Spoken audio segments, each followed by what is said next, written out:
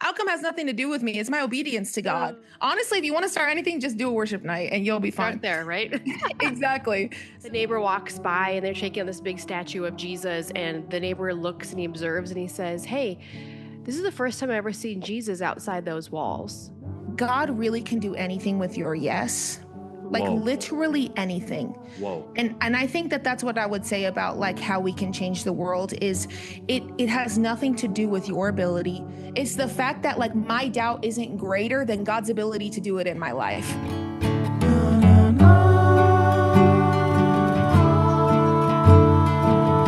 Hey everybody, this is Micah Keneally, and welcome to the Young Adults Today podcast. This is one of my all-time favorite episodes that we have with a new friend at Elevation Church with young adults. It's Pastor Sam Hernandez. She unpacks why young adult ministry is essential in the loneliest generation right now, and how Elevation builds its multi-site young adult ministry through chapel nights, e-groups, outreach, and social media, and also why leaders must embrace the doubt, the collaboration and correlation between a living and life authenticity, and the ability to create beautiful spaces where young adults can form deep habits and deep, meaningful community as they do life together. Let's lean into our conversation with Sam today. All right, everybody, if you have not subscribed, rated, or reviewed the Young Adults Today podcast, we want to hear from you, get you plugged in, get you involved in our community. And one way that you can get plugged into our community is we are going to be in Irvine, California for our leadership conference August 12th and 13th. So check out the link, get registered, save a seat for your friend, buy them an extra ticket, and we cannot wait to meet and see you in person. Well, hey, everybody, and welcome to the Young Adults Today podcast. I'm Micah. I'm Josiah Keneally. We're your hosts. We're joined by Sam Hernandez. What's up? Hey, how y'all doing? That's like, I feel like I do that hello every time. Good to see you guys. Nice to meet you. Nice to meet everybody. I love it. Well, we are thrilled to lean into a fun conversation with Sam today. She is at Elevation Church, and she is the young adult pastor for the last 2 years, just having some fun, probably getting her feet wet in the young adult sphere and coming out of some creative spaces and worship spaces. And we're just excited to hear what God's been doing. But one question we love to ask every guest right out of the gate is, why do you believe that young adult ministry is so vital in our day and age? Oh, I mean, there's a lot of answers, I feel like, as to why this type of ministry is so important. I would one say, like, in this day and age, to your question, there has never been a generation, I think, that is more lonely, more separated, can feel more isolated. And so I think one of our jobs as the church is to bring community to people. I mean, in the Bible, that's what we see is people gathering together to create community and to learn more about Jesus. And that's essentially like what our ministry at Elevation is all about. So Elevation Young Adults, we exist to create a space for young adults to find their God-given purpose.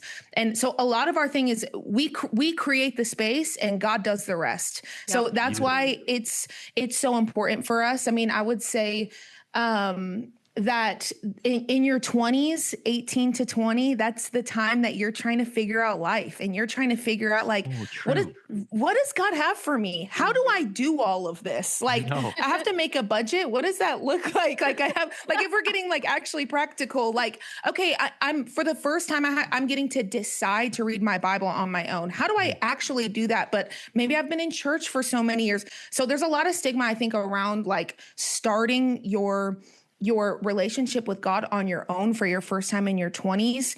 And sometimes people feel like they need to be resourced and all that kind of stuff. So also to say, I can yap for forever because I think that this type of ministry is incredibly important to the health of church, to the health of people, to the future, and to the now generation. So that's what I would say is honestly, it's important because we're setting people up for longevity to follow Jesus. So the Bible talks about having endurance to run the race. But that's the purpose for us at Elevation Young Adults. I love it. And you're saying and you're seeing that endurance starts now, that now is the time for some of those disciplines, that now is the time for some of those habits. And you're saying, why not here? Why not now? Why not us? Exactly. 100%. I would say like, that's the thing that I wish I really would have done in my 20s. is start those habits. You know what I mean? I just turned 30 this year. And like, honestly, the last decade, I'm like, the last 2 years of my life of really frontal lobe living. Okay. I don't know, like really when that frontal lobe locked in.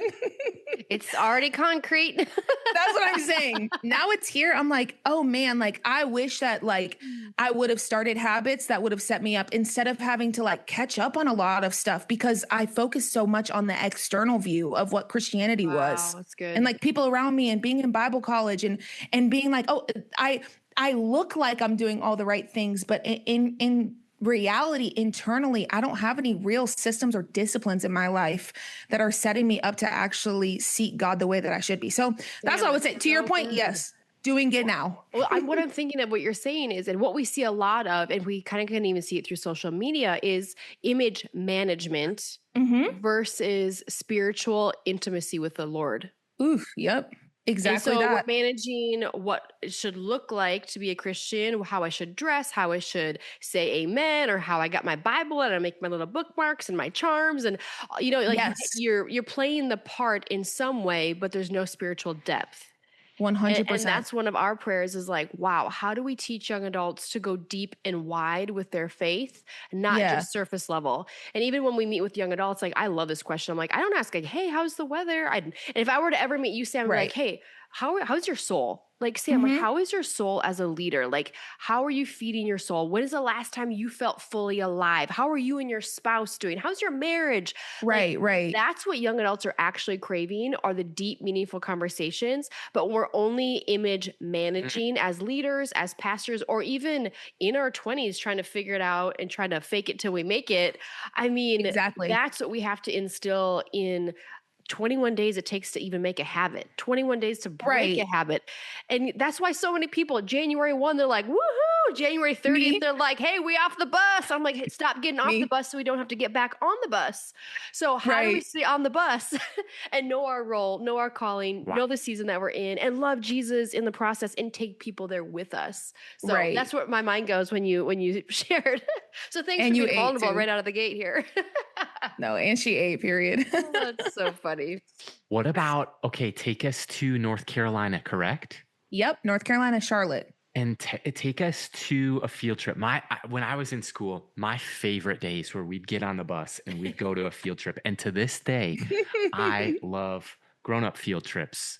Grown-up field trips. You know, someday we pray that we'll get to witness what God's doing. But in the meantime, take us on that metaphorical field trip. What is the journey the last 2 years of launching and leading young adults? What does it look like for y'all at Elevation?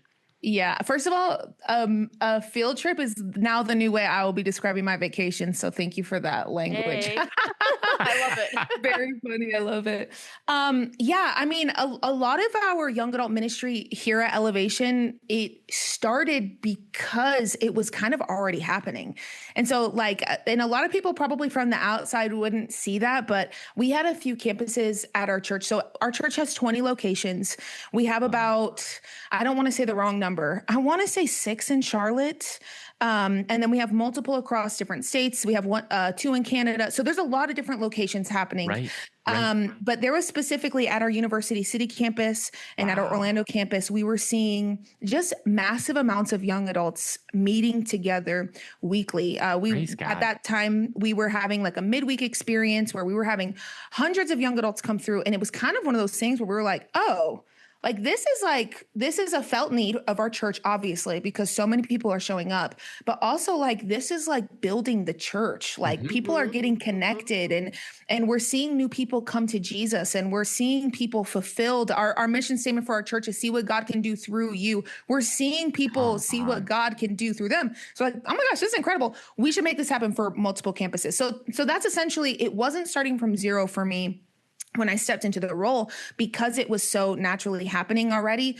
But a lot of my role has been making it happen at more than just 1 or 2, but happening at multiple locations across our church. So right now, when I jumped in, the first thing we started was our worship night called Chapel, which we do that every other month. So we have one large gathering of chapel that happens, and it's mainly a worship night because y'all know, I'm sure, young adults love some worship. They're going to show up. If I know.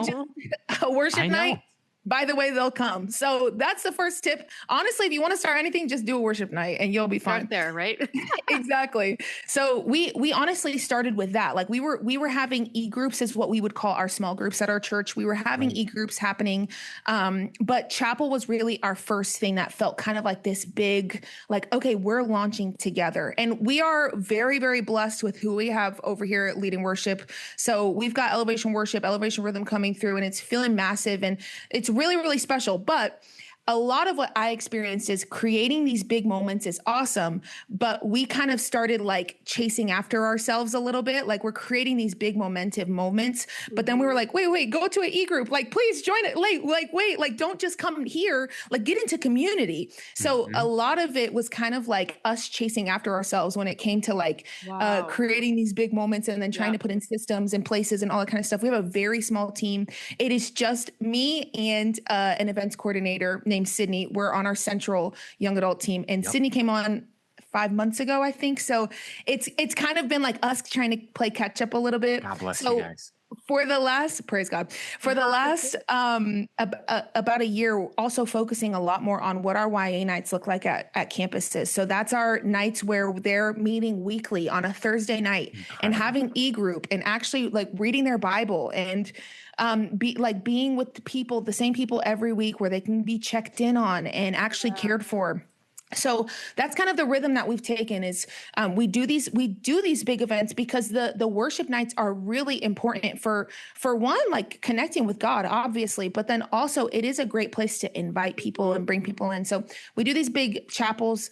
And then throughout that, we do series at our YA nights that are bringing people in to really connect with the Bible, connect with each other. And right now we have about 11 locations that do that across our church and meet weekly. So that's kind of like if you're looking for a field trip, I would say that that's the overview. Come on. That's so good. Oh my goodness. I was visiting with my dad a couple days ago, and there's this old story about this church is burning down. And it's this Catholic church that goes with the story. This church is burning down, and they're taking out all the statues and everything. And the neighbor walks by, and they're taking out this big statue of Jesus. And the neighbor looks and he observes and he says, "Hey, this is the first time I've ever seen Jesus outside those walls." And I was like, wow, Crazy. What a story to realize, like, as a young adult pastor, like, how do we not insulate ourselves to the outside world and build community for young adults in these four walls and not teach them how to live out their faith beyond our events, right? Exactly. So can you take us there? What is it like to have a multi-site location and run that? And then how do you take the Elevation experience and your theme and everything that God's like been doing behind the scenes outside of those church walls? Like, what does that look like with you guys? And how has that worked the last 2 years with the young adults? Yeah, I would say for multi-site, like the biggest thing that has helped me is looking for unity, not uniformity, right? Because like we have so many locations that have so many different expressions, that have different groups of people. I mean, our campus in Orlando is very Boricua. It's very Puerto Rican. It's in the middle of, you know what I'm saying? Versus like our campus in Toronto, like literally two of our largest more opposite, right?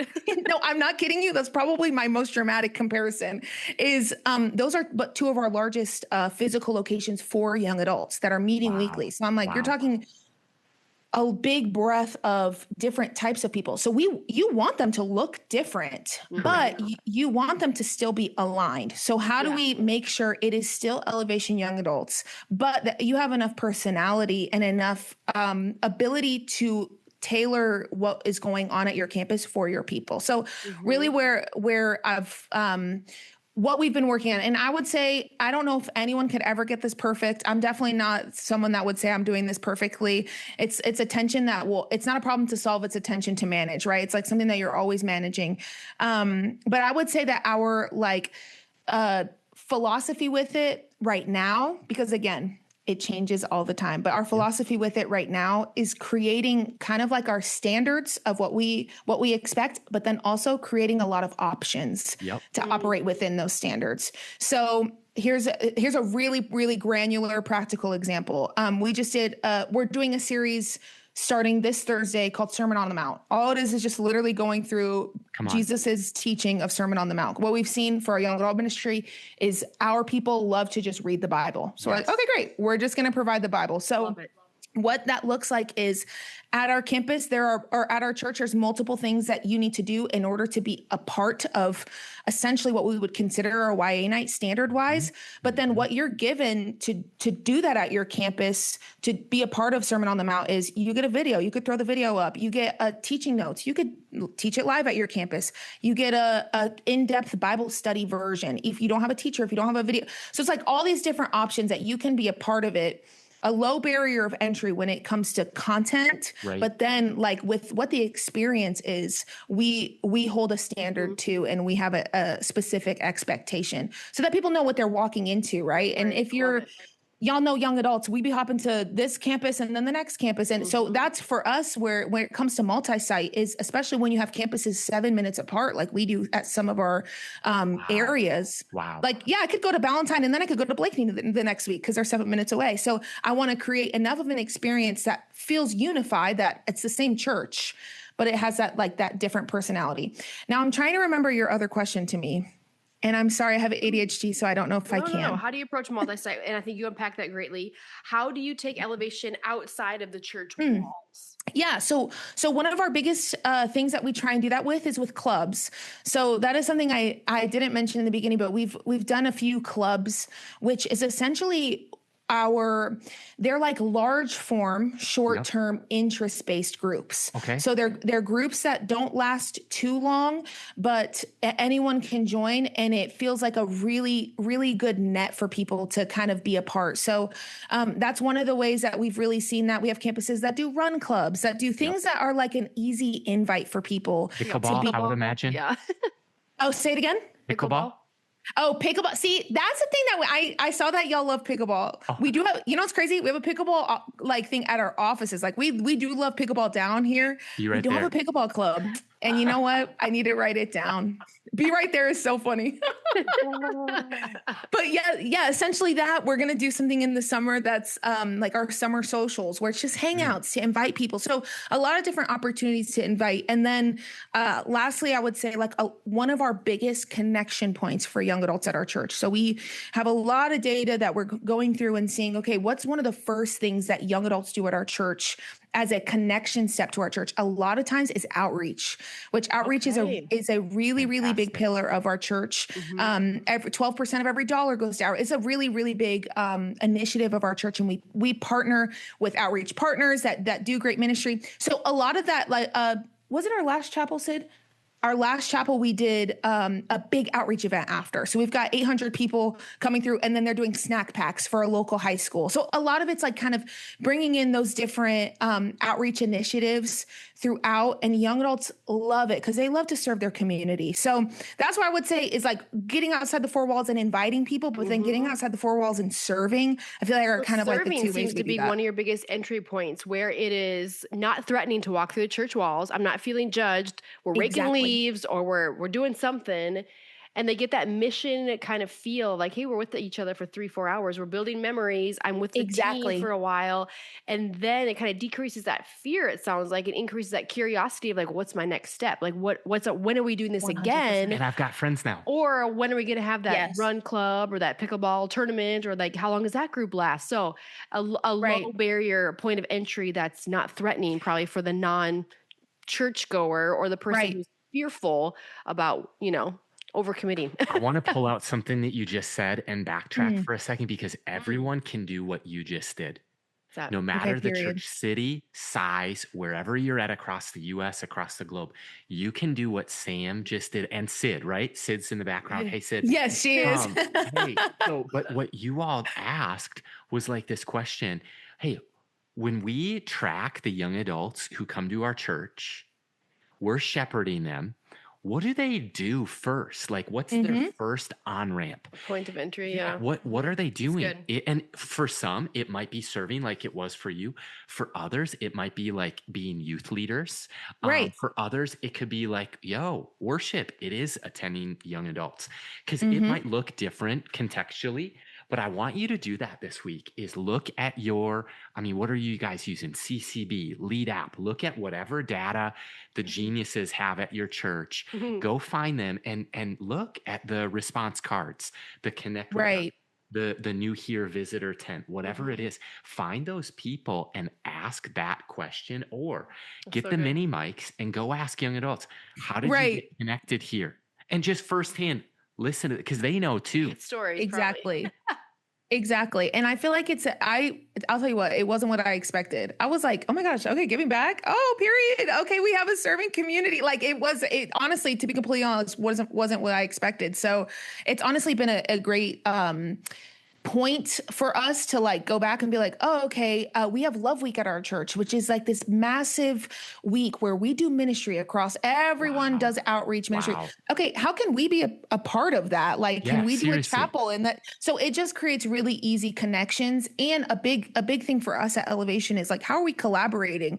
For us on the inside, we know I'm Young Adults over here. Dan Cartuccio, our outreach pastor, is over here. But to someone who is attending our church, outreach and it's not two separate things. It's our church. So how can we be like collaborating within the church to actually like really move people to God and move people to doing things for God? You know? That's so awesome. So I gotta wrap my head around this. Chapel. What's the difference between YA nights and chapel? I missed this.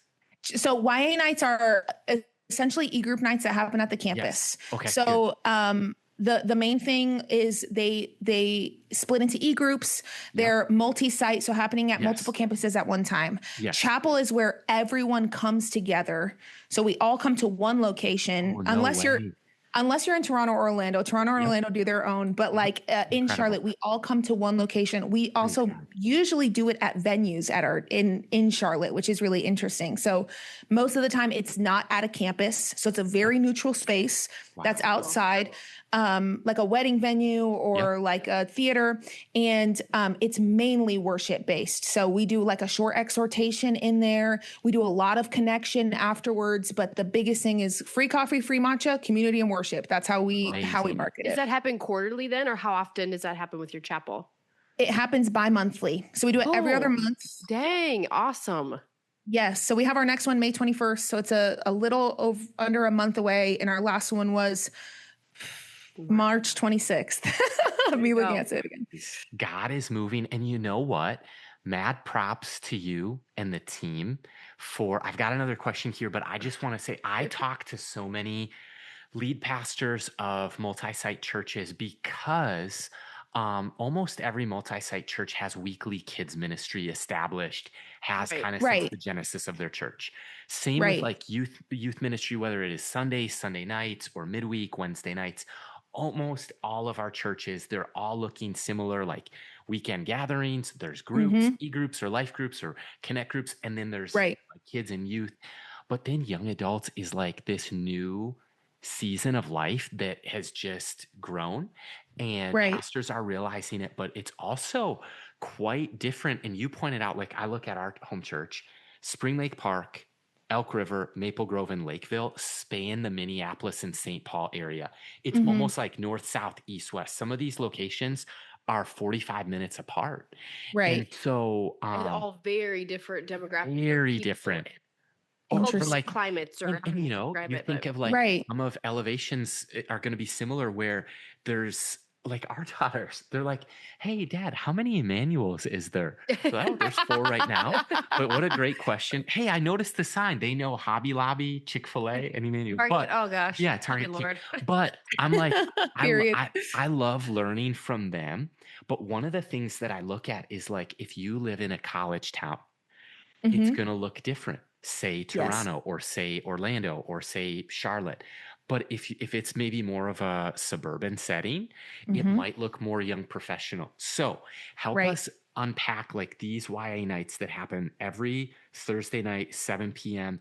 at the different locations. Who is leading them? Is it volunteers? Is it staff at Elevation? How do you guys approach that?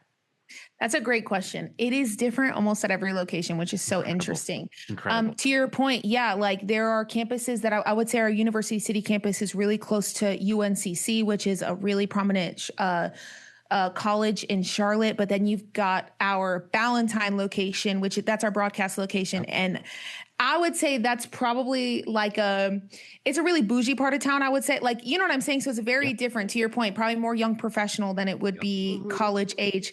So what it looks like to who's essentially like putting these on is we have one staffed young adult director at our church, and that's at our University City location. Wow. His name is Ty. He's awesome. He's absolutely incredible. He actually used to do youth, just recently transitioned into young adults. So he runs that at University City, which is one of our most bumping locations. They're amazing. But then at other locations, it's a lot of either people who are very passionate about it and who are volunteering, or staff who are very passionate about it and who have other roles who just want to make it happen. So I think of our Durham location. We have Hannah, who's an eKids director, but loves young adults. Think about Winston-Salem. We have Carl, who's a part-time production director who loves young adults. We've got Leandra in Lake Norman, who's an eGroups director. Now, eGroups, that role on a campus leans more towards what a young adult director would do because it's so e-group based at the campus. So Leandra, but then in Orlando, we've got Whitney, who's a full volunteer and is leading one of our largest locations, who just loves it. So there is a wide variety of different personalities, of different levels of what it essentially of your job for what it is for a YA night, which honestly, to answer your question of like what type of person, that's where we've seen success or not success, is someone who's passionate about it. So I would much rather someone who it's not their job and they're a volunteer and they're like, I just want to make it happen at my campus. Amazing. Yes, please do. Versus like where we've seen people who it's their role, but they don't necessarily love it and aren't passionate about it. We don't see growth. So that's kind of where I would see the difference. But we have at those campuses just a large variety of different types of people on our staff are connected to our church that are running YA nights. Oh man. Sam, you're sharp. I just got to say, like, you are on it, and how you represent Elevation, it shows to me like how you are integrated into the culture, but also the collaboration element. So I think there's so many churches that are like, I don't even know what's happening in my own department, but I'm like, you're talking about cross campuses. So I just want to say thank you for sharing all of that, because we're always wanting to learn, like, how do they do that? Is multi-site, like, how do they maintain that? How is it sustainable? Is it sustainable? Right. Do we raise up people at every single location who indeed are passionate? Yes. And how do we keep them engaged? And how do we develop them so they still fall under the main campus vision and umbrella, and they're spiritually covered? And then they got their campus pastor. Right. We're also another layer. How do we not become part of the problem? Because we want to see a solution, right? So, so good. Anyway, go Shai, what do you got? Okay, so the year was 2010, and I got called into ministry. I had other plans, and I started going to North Central University, and I remember the year was 2011, and I think the best $18.99 or $20 I ever spent was I bought this film, and it was like a documentary called "This Is How We Change the World." Have you ever watched that? Well, yes, of course I have. I'm so glad you know about that. And for the listener, it is kind of the origin story, at least from my angle, of Elevation Church. Yes, it is. And I'm inspired because I had maybe heard Pastor Stephen share in 2010 at the Global Leadership Summit, the first leadership conference I ever went to. I was 18 years old. Crazy. And I still have the journal, the notebook of notes. And then I remember hearing about this documentary, and a group of 4 young adults, we got together and we watched that. That's so awesome. And that was here in Minnesota. And that was a moment that marked me. And I think every church planter should watch that. But I would say this, I was deeply inspired, and God's lane for me and his assignment has been the local church, but the room of the house where it's like young adult ministry. Yes. Kind of like, I call it sometimes the front porch or the backyard. Right. And I'm here for it, but talk about what you've learned about how we can change the world. That's a great question. First of all, I love that you referenced that documentary. It's honestly so inspiring. And the cool thing about it is, like, I also watched it as someone who was like, oh my gosh, like, this is the craziest thing. And there are still like part of the 8 families that started Elevation Church, there are still multiple people that are around, LB, Ray Harper, like people that are like just OGs that are literally like still around. And it's just like the nuttiest thing to me, by the way. So anyways, it's an incredible documentary for those of you who haven't seen it. But I would just say, man, it has been probably this season of my life, I've seen like God really can do anything with your yes, like literally anything. Whoa. And I think that that's what I would say about like how we can change the world is it has nothing to do with your ability. It has nothing to do with your with the things that you are experienced in. I mean, girl, I was doing social media. Like it has nothing to do with how you prepare yourself, essentially, which, yes, hear me, prepare yourself like that. It's an incredible thing to walk into something and to have something to pull from because God's been speaking to you already. But I would say like, man, Pastor recently just preached this sermon called It Still Works. And if you haven't listened to it, please do. He's on a roll right now with things that just feel like it's so pertinent to honestly people in ministry. And he talks about Moses and he goes through Exodus 4 and about how Moses still did it doubting. And how, you know, you think about all these people in faith and you think about all these people in the Bible and you're like, they had so much faith and that's why they were able to change the world. They had so much, like they were able to. And in reality, like Moses is out here talking about, God, please don't, like, I don't want to go. Don't send me. Yeah, send somebody else. Please. Please. They're not going to listen to me. They're not going to, no, yeah, I'm good. I'm good on all of that. You know what I'm saying? So I'm like, I would say, man, do it doubting. It's one of those things that I've really like, he preached that sermon 2 weeks ago. And it is something that I'm like, oh, that's what it is. It's the fact that like my doubt isn't greater than God's ability to do it in my life. Oh, okay. My doubt isn't, or my inadequacy isn't larger than God's ability to move in this generation in my church. So that's what I would say. That is what changing the world has looked like to me is I'm not doing that much. To be completely honest, God is the one who is doing just like a massive amount. I literally look at Sydney every time we have a chapel and we're having 900 young adults gather in a location and worshiping God. And I literally look at her and go, can you believe it worked? Can you believe like the past 2 months they showed up? Everybody's fear as a pastor. Are people going to show up? By the way, so me. Every time. I'm always like, no one's going to come. Like, I don't know. But I'm like, yeah, people showed up and the presence of God showed up. I'm like, can you even believe it? And the funny thing is, why do we act so surprised? Oh, me too. It's so annoying. Josiah I get annoyed with myself. Doubting is not a deal breaker. So right. Even in the scripture, like, yes, there was doubting. Like, doubting is not a deal breaker, but it's what God does with our yes and our immediate obedience in that process that he can prosper and that he's going to do what he wants to do in and through the young adults. And we have no idea what's going on in the hearts of those individuals that are walking through those doors. So, Sam, you're telling me, did I hear you say that my doubt does not disqualify me? Well, yes. Well, yes. Isn't that crazy? Reminder. Yeah. I honestly needed that reminder. So funny. Because I be blaming it so much. I'm like, oh, well, I guess I didn't have enough faith. Like the outcome is up to me, by the way. Whoa. I'm like, girl, the outcome has nothing to do with me, by the way. Get back in that passenger seat. Buckle up. Exactly. I'm like, outcome, ask Joseph. He did all the right stuff, but then he was, you know what I'm saying? I'm like, please, outcome has nothing to do with me. It's my obedience to God. Whoa. And if I can do it doubting, you know? So that's what changing the world has looked like for me. It's like Joyce Meyer says, do it afraid. Exactly. Do it afraid. Okay. Take us to school a little bit. You have a passion for social media. Yes? No? Yes, I do love social media. And we've done a post on Young Adults Today of like young adult ministry accounts that you should follow on IG. And if you're not, you should check out what God's doing and just how you're approaching it with Elevation Young Adults on IG.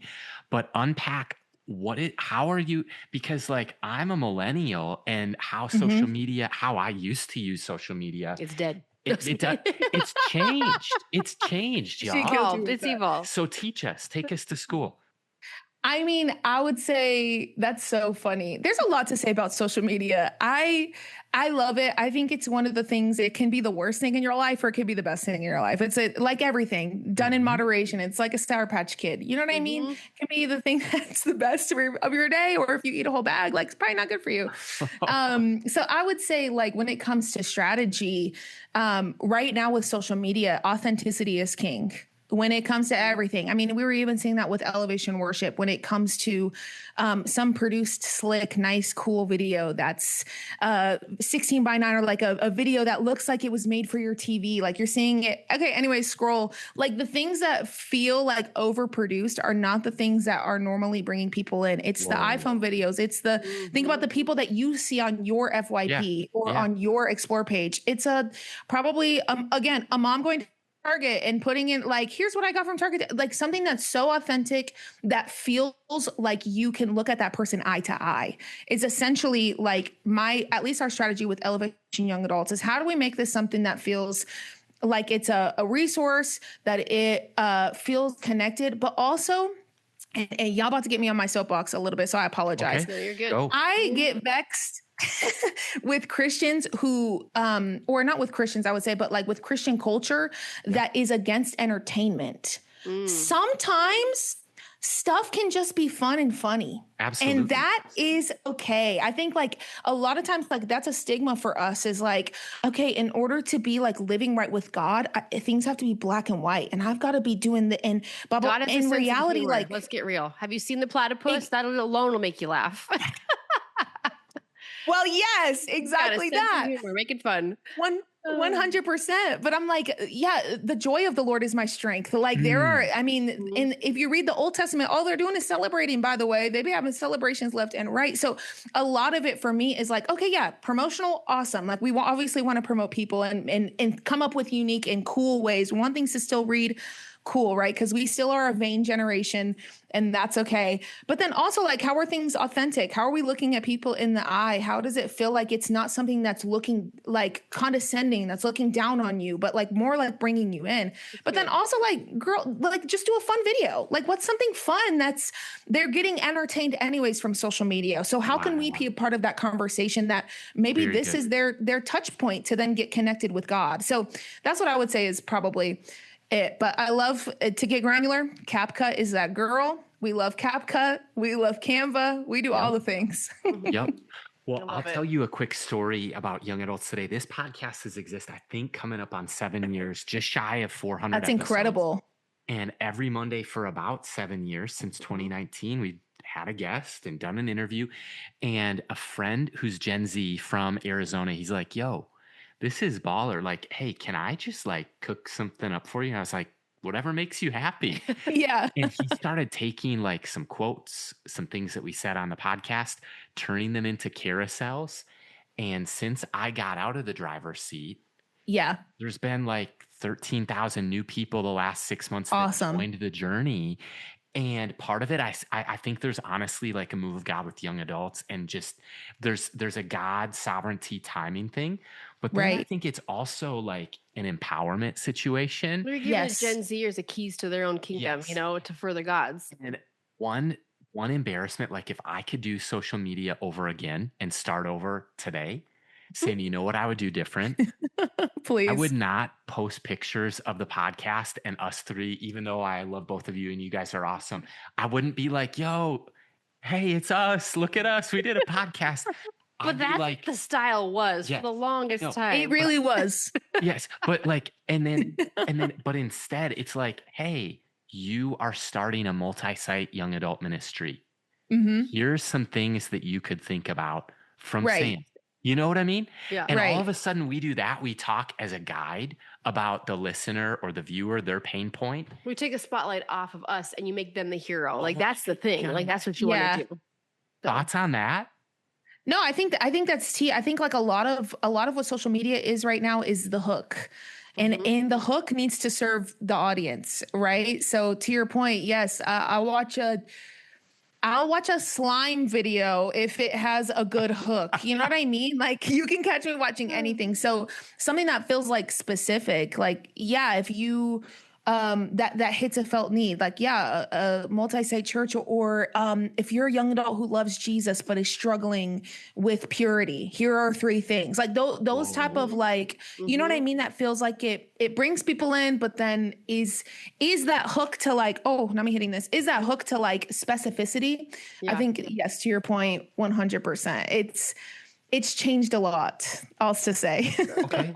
Go there for a second. Guy's taking notes. Oh, and he's yeah, actually we're going to school. what do you? No, you're not going to school. You're going on he's on a field trip right now. Field trip. You don't know, Sam. We're all on a field trip. So, if you don't know that. You're gonna give the listeners this week's challenge, an assignment, 3 new things, 3 new ways to approach social media. You gave one already, which is a fun video.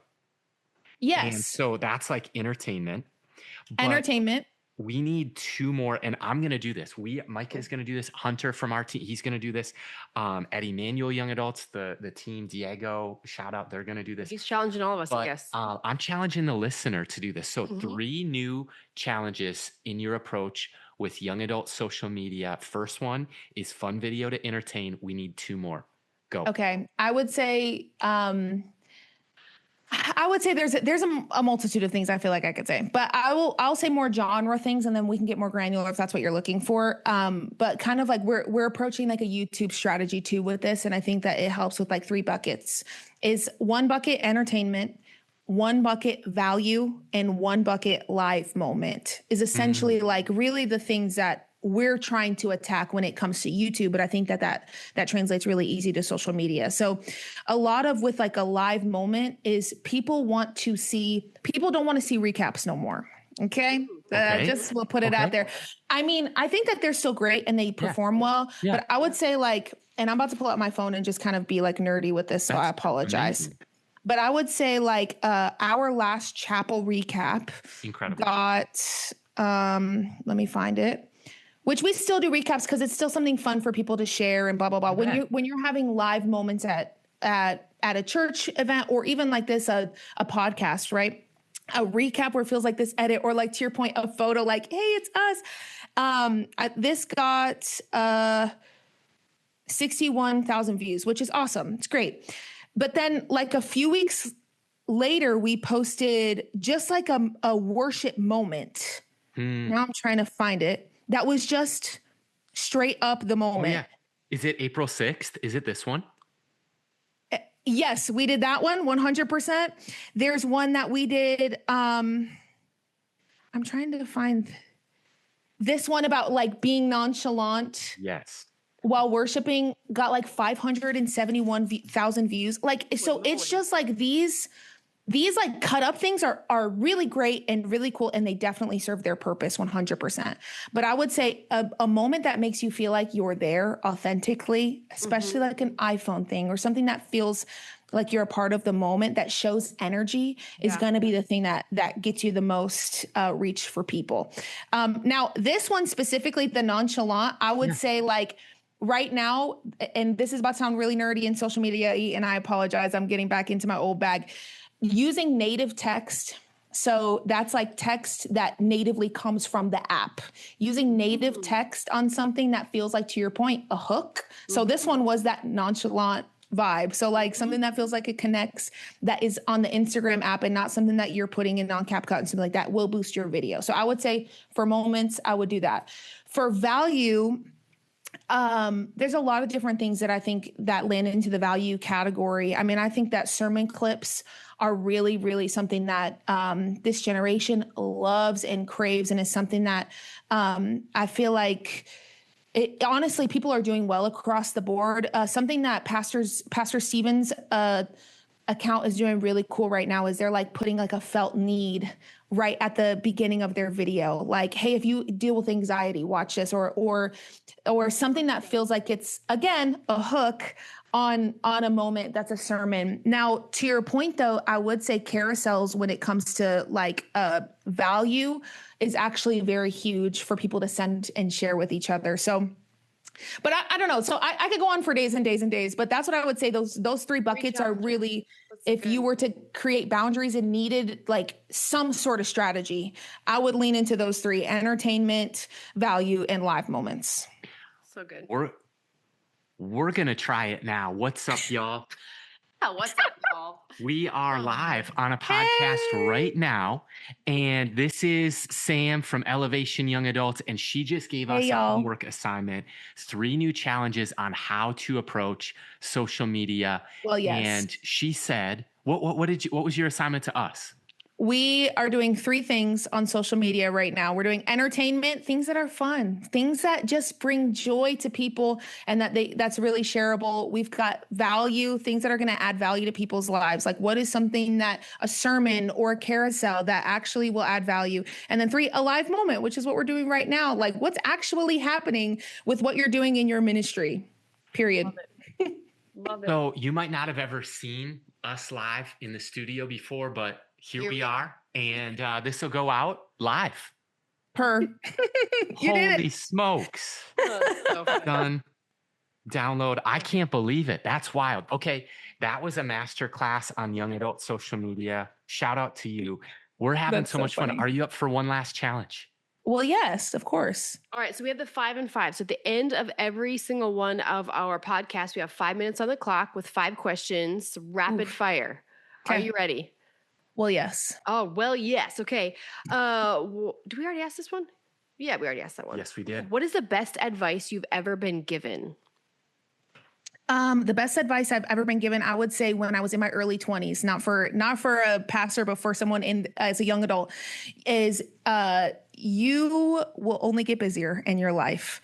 So you need to put in structures in your life right now, boundaries that will set you up to follow God in a healthy way for longevity. That's what I would say would be my best advice I've been given. Yes. Yes and amen to that one. Gosh. Okay. Question 2 is, what's your husband's name? Carlos. Okay. For you guys, picture it's a day off. What are we finding you guys doing for fun? We are playing Fortnite. We are a gaming couple. So we're ordering Uber Eats. Okay, period. We're playing Fortnite. And we're also probably playing Slay the Spire, watching The Office. We're big homebody people. We're staying inside. Okay. I love it. So we have 2 daughters, and Micah had her childhood N64. Did you guys ever play that? Well, yes. Okay. Absolutely. So we just got our oldest 2 daughters. We have 3 kids. One is a little too young for like controllers, but she's 9 months. They call it Princess Peach, Mario Kart. And so if we do a Friday night pizza party, and they don't care that it's like not great graphics, they're really into it. They're having fun. They're having fun. That's so fun. There's literally nothing like a good Mario group game, truly. 100%. You can't go wrong. Okay, here's the curveball. If you could ask Josiah and myself any question, what would you want to know? Anything under the sun, ministry, non-ministry. I would say, how do you stay in the game so long and love the same demographic for so long? I feel like a lot of people love to switch it up. You know what I'm saying? We don't really love to plant ourselves, especially when things get hard and when weather comes. So I would say, what's the secret sauce to longevity? I would say for me, I've never viewed young adult ministry as a stepping stone or a means to something greater. So it's never been even on my radar. And I see a lot of that, unfortunately. The second thing is I was 23 years old and I prayed, Lord, break my heart for what breaks yours.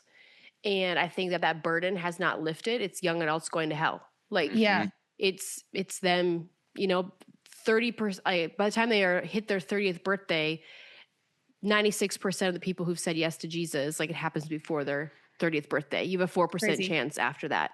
So I think that burden's never been lifted. I think having those boundaries in young adult ministry is important because you got to juggle.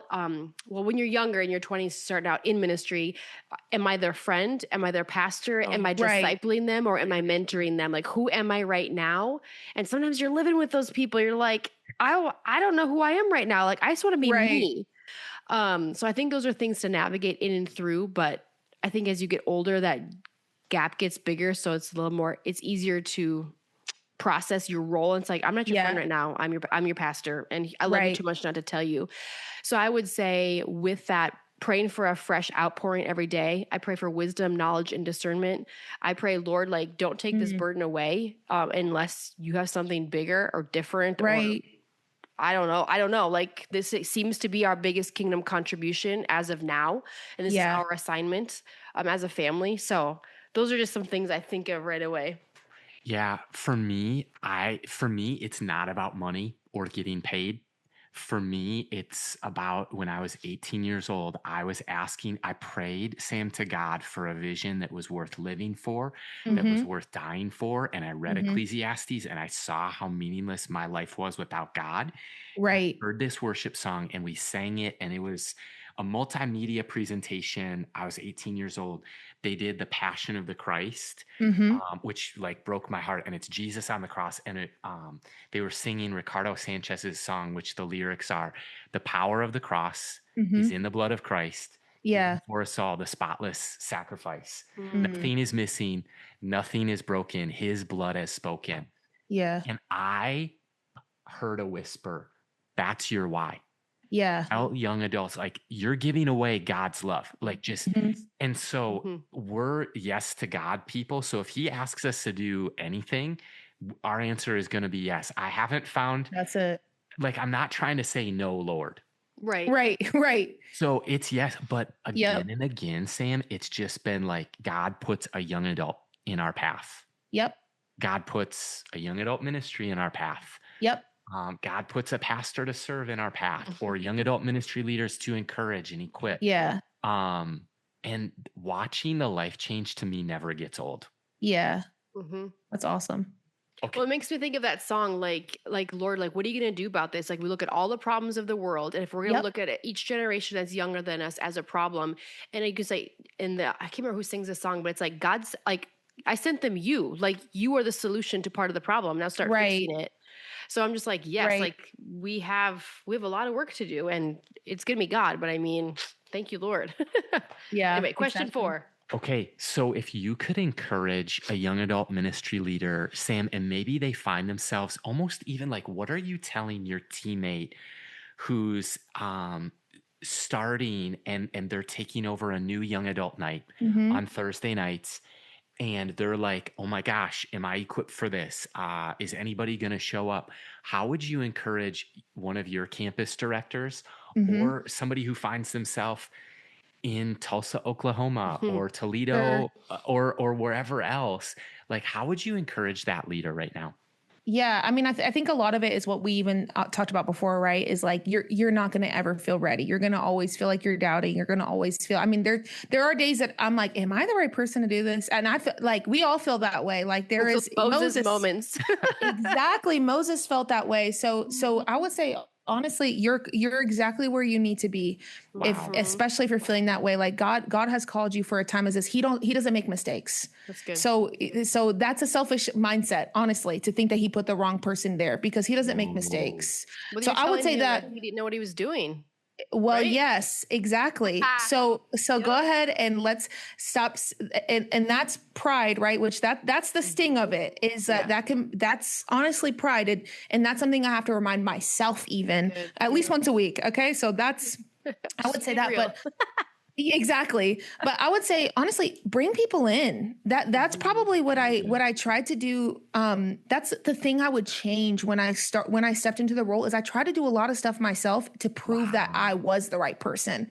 When in reality, God most likely has given you the assets close by. There are people, to your point, who love social media, who would love nothing less than to cut clips. There are people who love to greet, who would love to welcome people in and get them connected to a group. There are people that have great ideas about guest experience and about the parking team. There are people who are passionate about things. And so you need to find people who are better than you at different areas and bring them in and let that not threaten you. Instead, let that build to the vision of what God has called you to do. So that's what I would say is like, one, yes, it's okay to feel like you're not enough because that's why we need Jesus. Jesus is enough to fill the gap. But then also there are people who have special gifts that God has put in your life to contribute to your ministry. There's waiting to be asked. Okay, the last question that I'll ask you, Miss Sam, is what sparks creativity the most in you? Ooh, that's such a good question. What sparks creativity the most? I mean, I think it's honestly social is probably the area that I feel like really super creative. I think like being I love to look at like, what is the world doing? Like what, the other day I got an opener idea from the Atlanta Braves and how they did, like their revealing of their LED screen. Like, so I love to consume like media, like what is going on. A lot of that is through social media. I love Pinterest, period. But I would also say like collaboration is a really big thing for me. Like, how are we collaborating, and your idea plus my idea plus someone else's idea is probably going to be the better idea. So I'm the type that I love a brainstorm. That's usually what inspires me the most. And looking outside of just our four walls, instead of looking at just what's Elevation Church doing, instead of like, okay, what is this tour? This artist is doing a tour and they're doing like, what are they, how can I, everything should be able to be turned to please God. So like, how can we take different things and make it worship God as well? So that's what I would say is like looking at other stuff and bringing other people in. Okay. Because you're creative, I have to ask one of my favorite questions. Would you rather have a blank canvas or the end product? What is more enjoyable for you? Definitely a blank canvas. Okay. 100%. Love it. I love to build. Because the sky's the limit. Sky's the limit. Exactly. Holy smokes. Well, hey, thank you for your time, your heart, for your obedience, for your yes, and for spending time with us and the listener today. Of course. It's been a pleasure, for real. Incredible. This is the Young Adults Today podcast.